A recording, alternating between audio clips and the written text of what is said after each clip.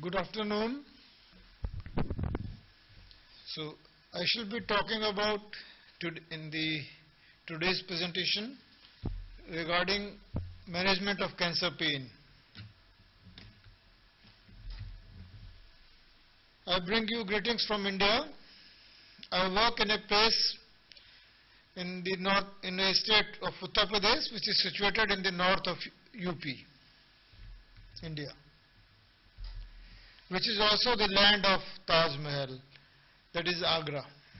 Agra is very near my workplace, and it is around 200 kilometers from this place.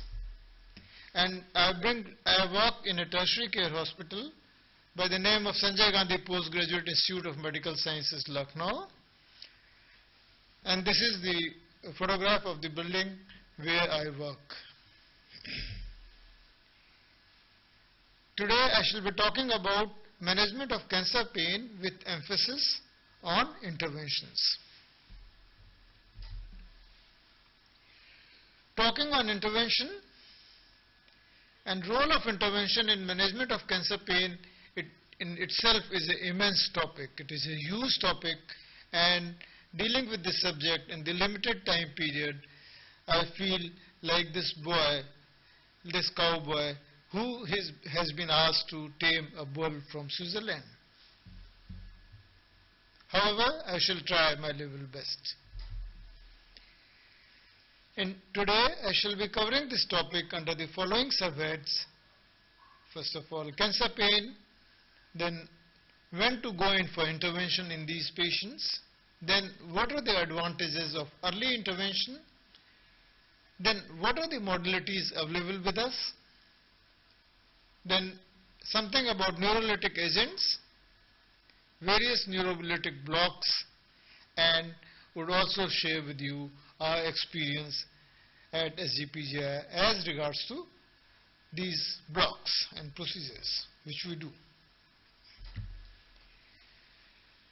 If you look at this slide, once the diagnosis of the cancer has been made through screening, then patient is bound to have pain because of the various procedural pains, could be because of the surgical procedures done on these patients, or patient could suffer pain because of the treatment related pains which this patient is being subjected to, or pain could be because of the metastatic disease, or pain could be because of the end of life care.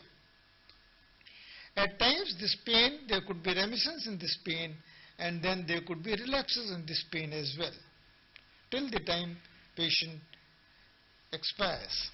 So this cancer pain could be because of the procedures, because of the treatment related to procedures, because of the metastasis itself, and etc. and so on.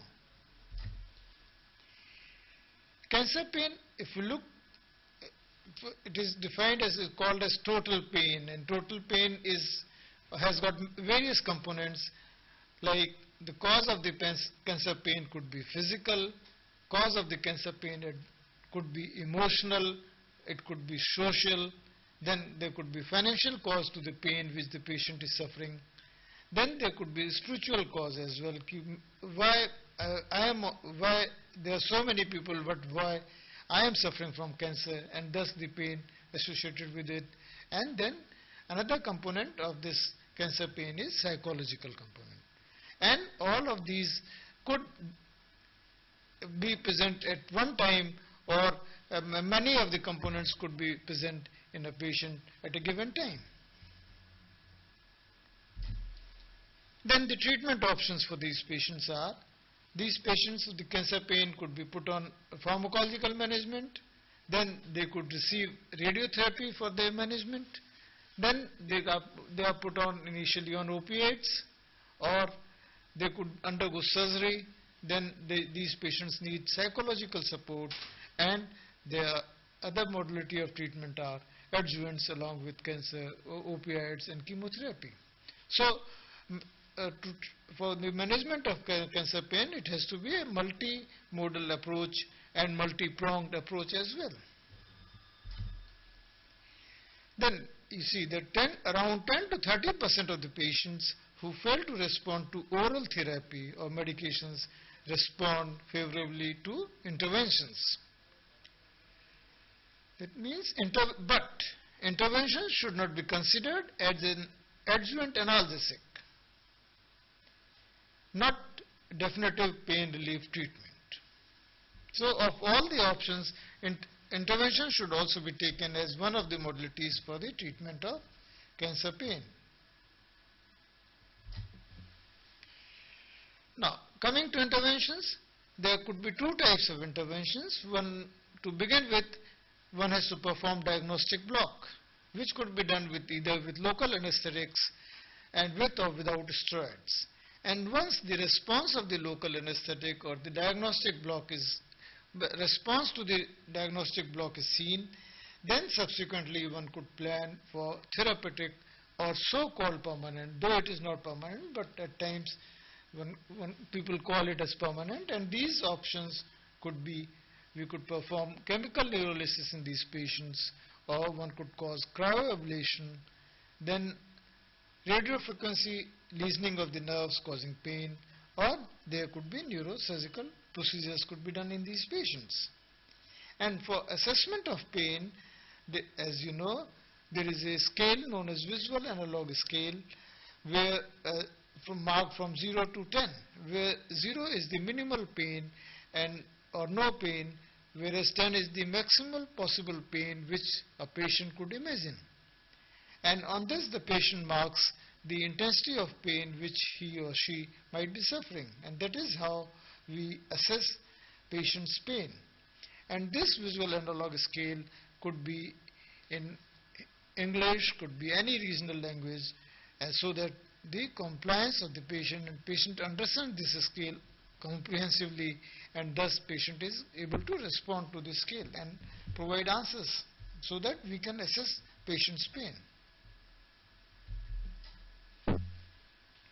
Now, moving on to interventional procedures, they could be of various types, could be autonomic nervous system blocks, could be neuroaxial blocks, could be peripheral nerve blocks. And in the autonomic nervous system blocks, there are Gasserian ganglion block, one could perform stellate ganglion block, one could perform celiac plexus block, one could perform lumbar sympathetic block, superior hypogastric plexus block, and ganglion impar.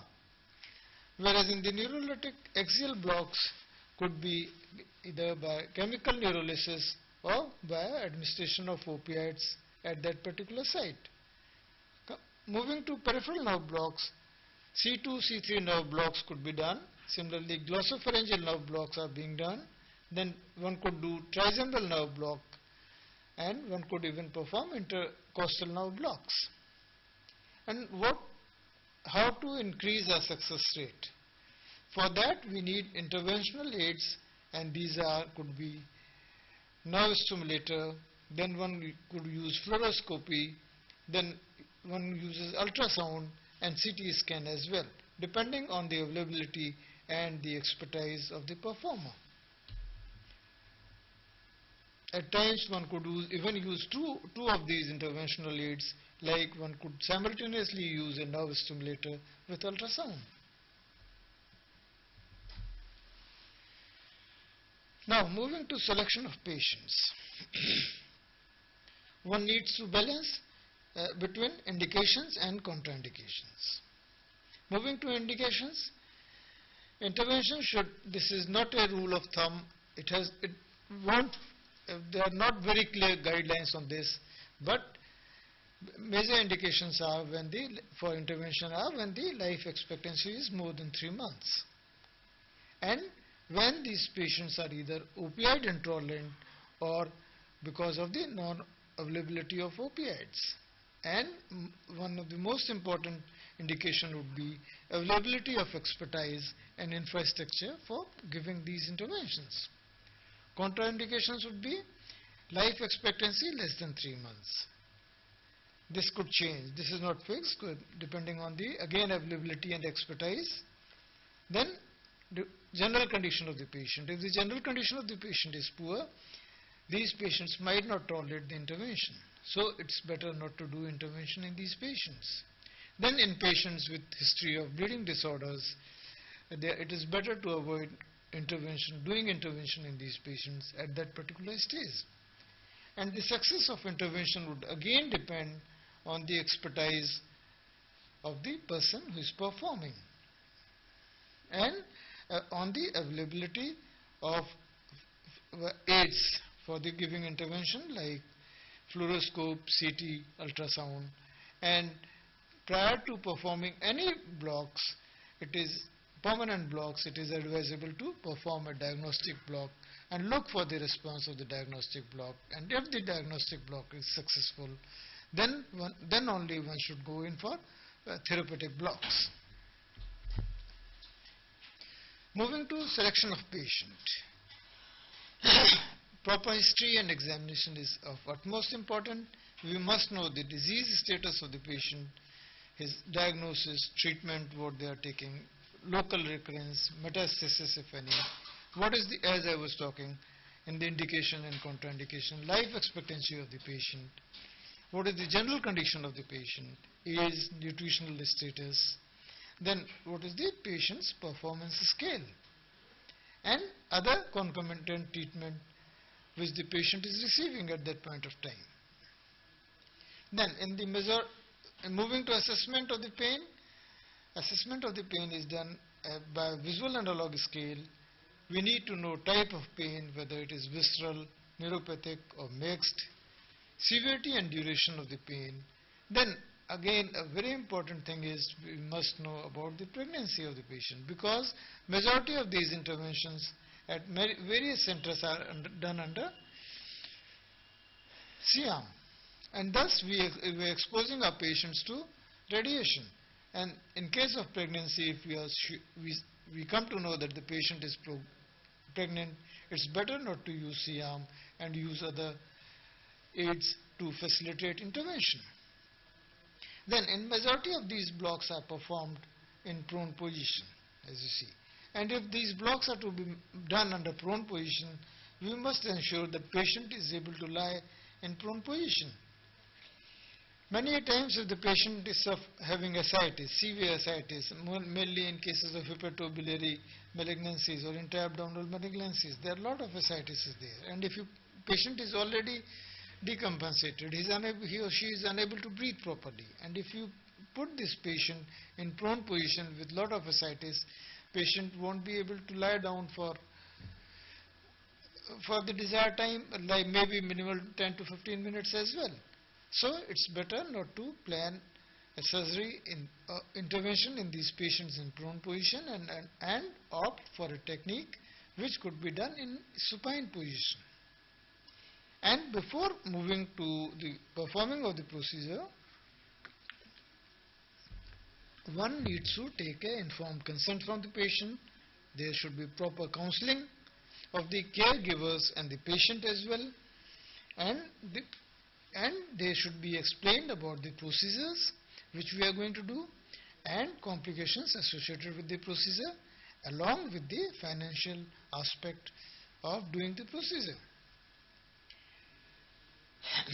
And once the intervention has been done, one must remember, if the intervention has been successful, then there will be decreased pain of the patient, and this should mean that we need to taper his analgesics. If suppose patient was on narcotic analgesics, opiates, then following the procedure, patient would need less doses of opiates for suppression of his pain.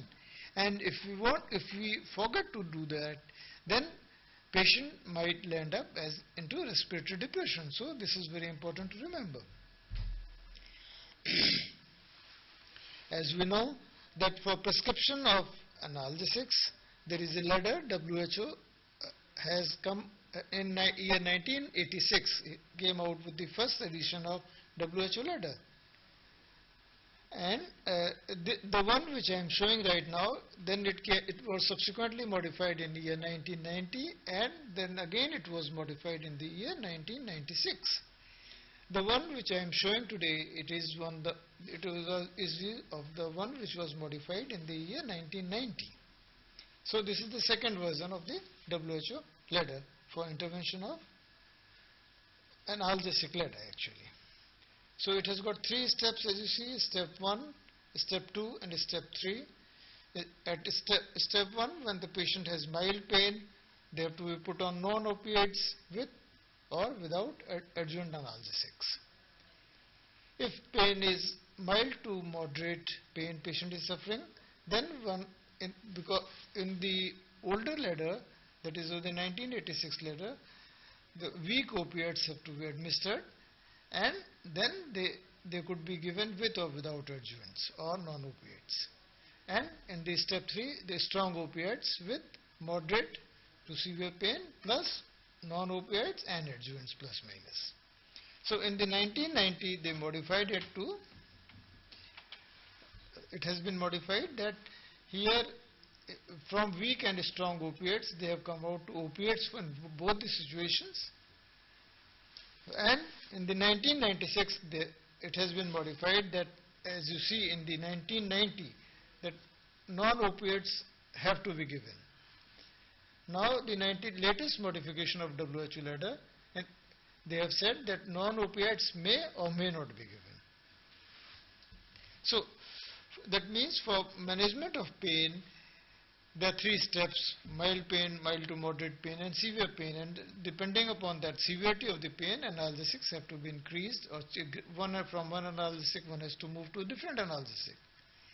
So, as an interventionist, the first question which will come to my mind is, when should an intervention be done in these patients? Do I need to exhaust all these ladders and the intervention has to be done at step 4, or could I do my intervention at the stage 1 only? Subsequently, again WHO came out and said that intervention or invasive procedures could be taken up as step 4 on the ladder. So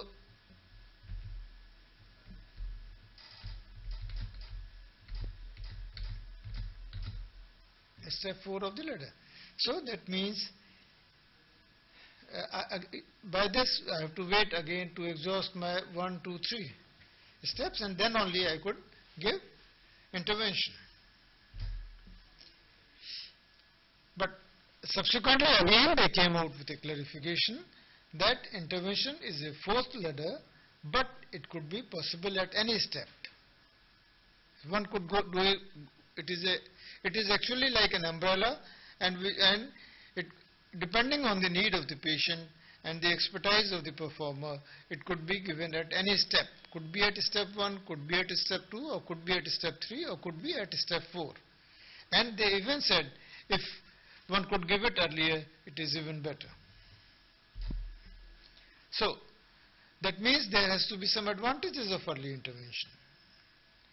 The advantages of early intervention would be, number 1, that the anatomy malignancy is not very large, malignant tumor is not there, anatomy of that structure is well maintained. Thereby, performing the intervention block in these procedures, in these patients, if we go in for early intervention, would be easier. And thus, the success rate and the response would be better. That would be number 1 advantage of giving an early intervention. Another advantage of giving early intervention would be that suppose the patient was at the 3rd stage of the ladder, we perform intervention, patient's pain subsides. So now the patient analgesics requirement will go down, and he might be, now this patient could be treated as a step 1 patient for analgesia, for the management of analgesics in this patient. So the requirement of analgesics will go down, and thereby the quality of life of the patient is improved. So these are the 2 major advantages of early intervention.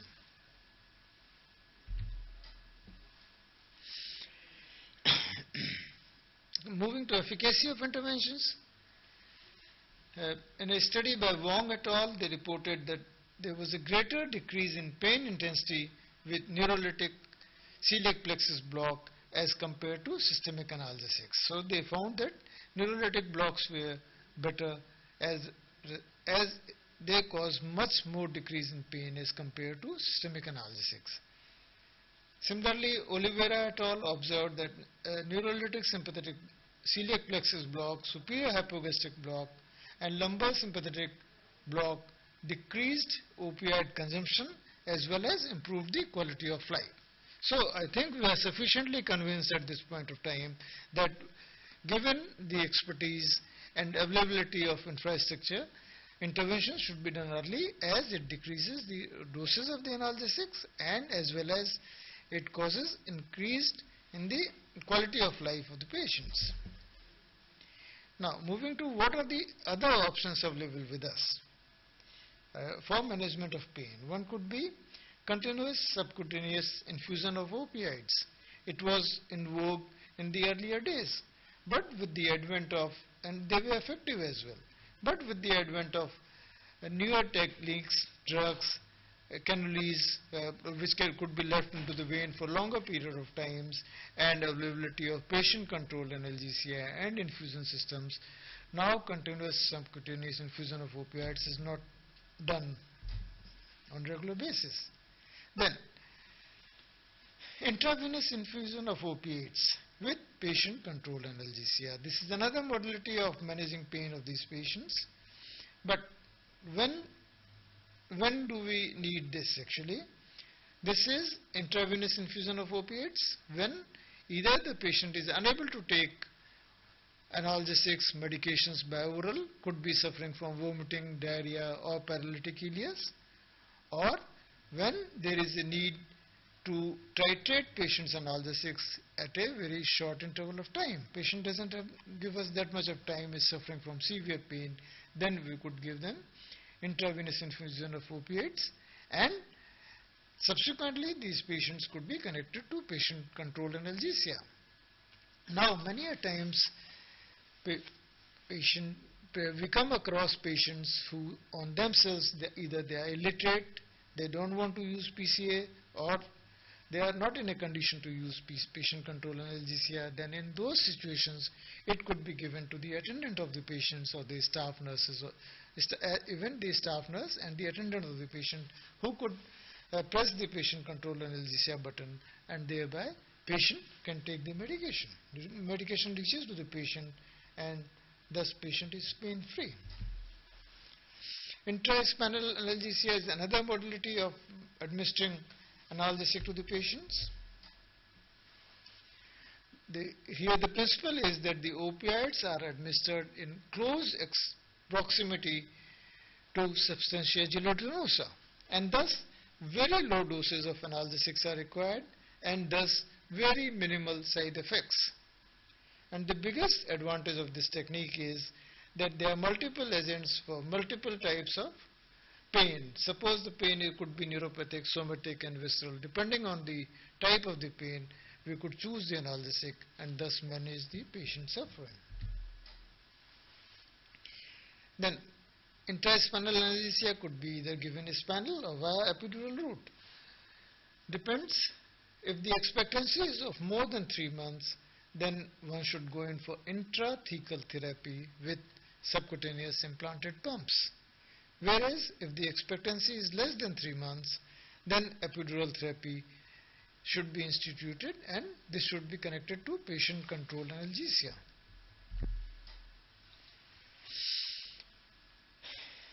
Clinical pearls as regarding intraspinal analgesia are: place the tip of the catheter in the dermatome corresponding with the area of pain.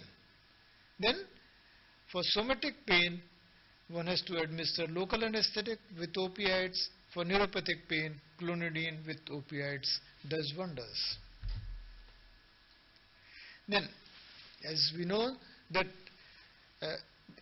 cancer pain, at times it metastasizes into the very common site of metastasis from prostate, breast, into the vertebral column. And the reason for that is that the veins of the vertebral column do not have walls, and thereby whenever there is increase in abdominal pressure, secondaries migrate to the vertebral body, and therefore they present as severe pain into the vertebral column. And in these situations, if we do vertebroplasty in these patients, patient becomes, it is an invasive procedure definitely, but whatever you do in these patients for vertebral fracture, vertebral metastasis, pain is very tremendous, very high degree of pain is there. And if you perform vertebroplasty in these patients, patient is able to move about and his pain is taken care of immediately within couple of hours. So vertebroplasty has a role in the management of vertebral secondaries. Another modality is spinal cord stimulation. It has got role in cases of post-surgical pain syndromes, or in cases of chemotherapy-induced peripheral neuropathy, or in cases of post-radiation nerve injury. But in the patient selection, it is an expensive modality, number one, needs expertise, and one also needs to take into account that in cases if the patient needs subsequent MRI, then MRI would not be possible in these patients where spinal cord stimulator has been placed, and thus assessing the progress of the disease becomes at times difficult. So patients should be put on spinal cord stimulation only when other modalities are not working or not helping to the patient. Neuroablative surgical techniques, they were in vogue in the earlier days, but with the advent of newer techniques, newer methodologies, newer aids, these are fallen out of favor. And like pituitary ablation, however, it is done at times in cases of hormone-dependent tumors of breast and prostate. Similarly, chordotomies has a role in cases of lesions of where the lesion of the spinal cord is made to relieve unilateral truncal or lower limb pain. Now, moving to neurolytic procedures.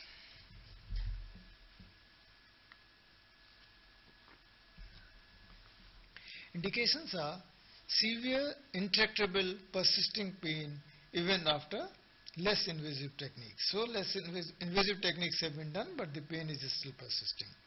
Or there are intolerable side effects to analgesic therapy. Patient is not tolerating the analgesic therapy.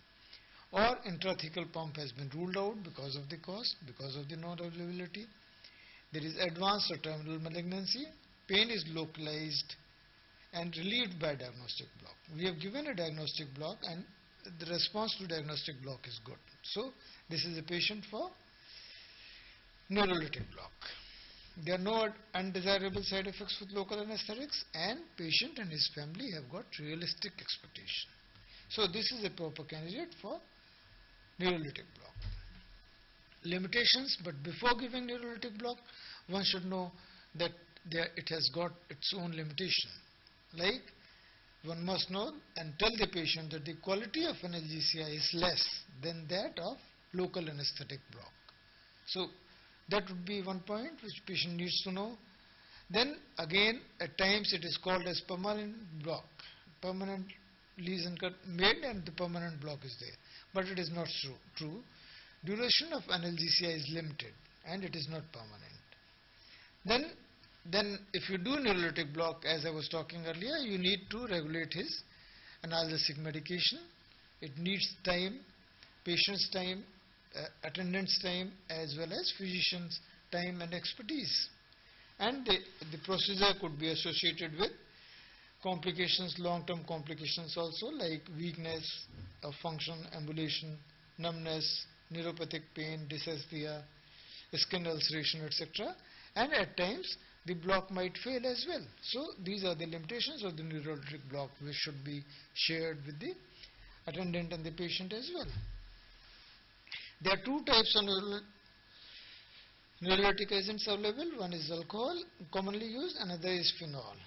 Advantages with the alcohol is it is readily available in the market, used in a concentration of 33 to 100%. Regeneration is delayed, and thus the sensation might come back after 3 to 6 months, but for 3 to 6 months patient could be pain free. Another advantage with alcohol is that, as you know, it is hypobaric in relation to CSF. So what happens? That means if we have to give alcohol, the painful side has to be, if we are planning to give alcohol in the subarachnoid space, then the painful side has to be up. Thus the patient can lie on the table on the non-painful side with the disease side up. So that is a major advantage of alcohol being hypobaric. Whereas if you plan to give phenol in this patient, it is hyperbaric. So the diseased or the painful site has to be low down. So patient has to lie on the side which is painful. Then with phenol it has to be prepared. It has to be made before injection, and it has got a shorter duration, like from 2 months to 4 months. And another disadvantage with phenol is it is more destructive to vascular structures than the neural structures.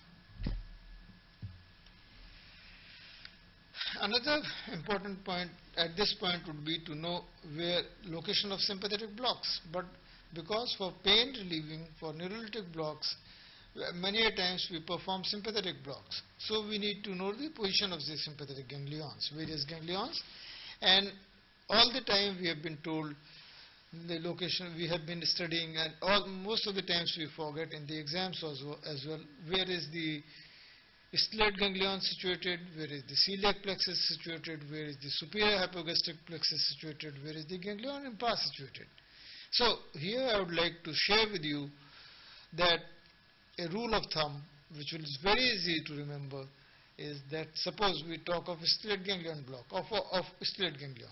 Of all these major ganglions are situated at the junction of one part of the, like cervicothoracic junction.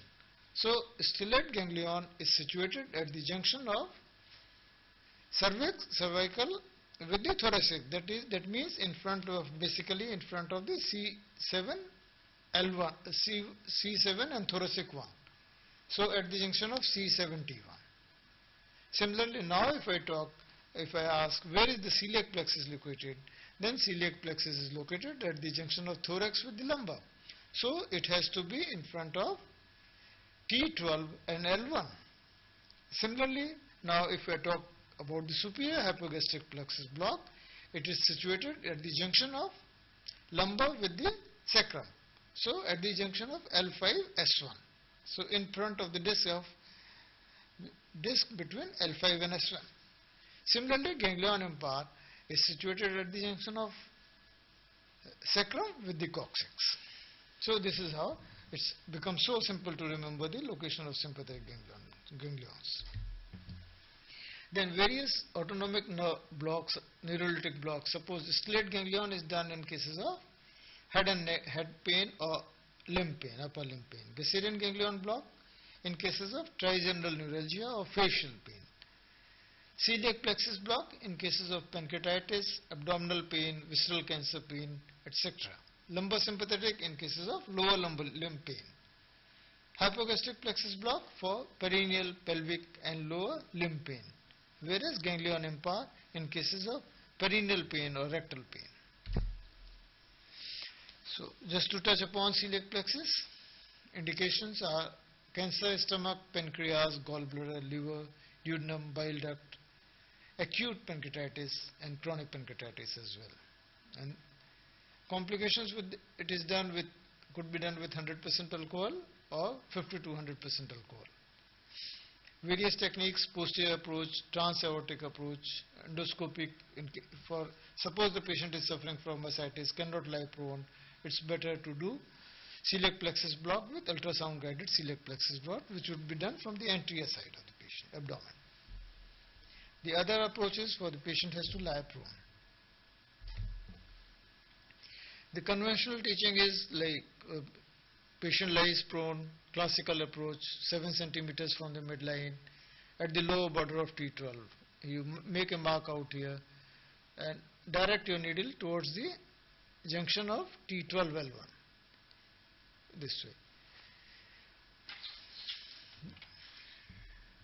And if you will see on the C-arm, then your needle will be on the, and the lateral will be on the anterior side of the junction of, this is T12, this is L1. So somewhere here, put in the dye, you'll see a linear spread of the dye. And most of the times, it is advisable to give bilateral blocks because that causes a response of the treatment is better.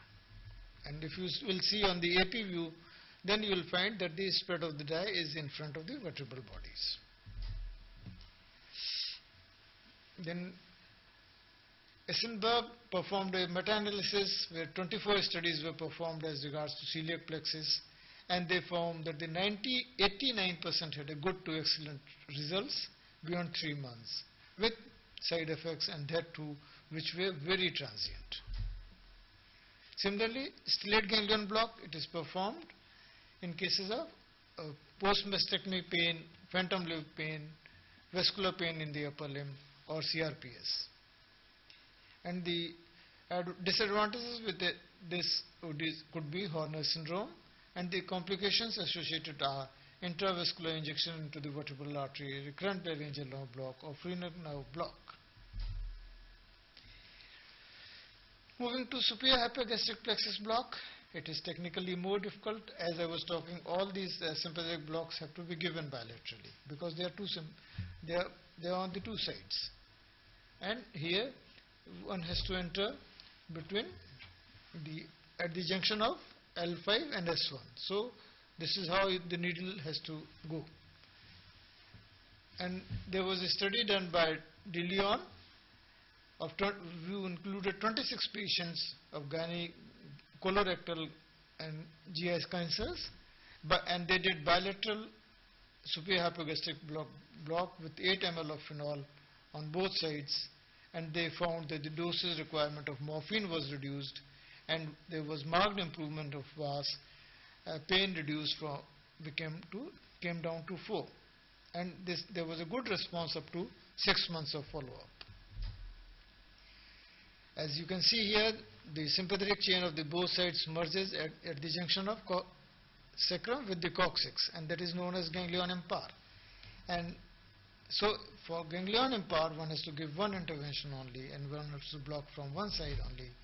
And the indications are visceral pain or sympathetically mediated pain of the perineum and lower pelvic area, which could be because of secondaries in the pelvis, because of arising from the rectum, uterus, or prostate. Patient lies prone, needle is passed. This is here the needle goes. One has to be careful that the rectum is there, so one should not go inside much. If you go deep, then one could injure the rectum. And after giving the dye, if you see, this is the position of the rectum, this is how you go, and this is the spread of the dye. I'll leave this. So why one should replace subarachnoid or epidural neurolysis by celiac plexus blocks, superior hypogastric plexus blocks, or lumbar plexus blocks? Because they are highly specific, and thus there is less risk of bladder and bowel and lower limb or lower extremity paralysis.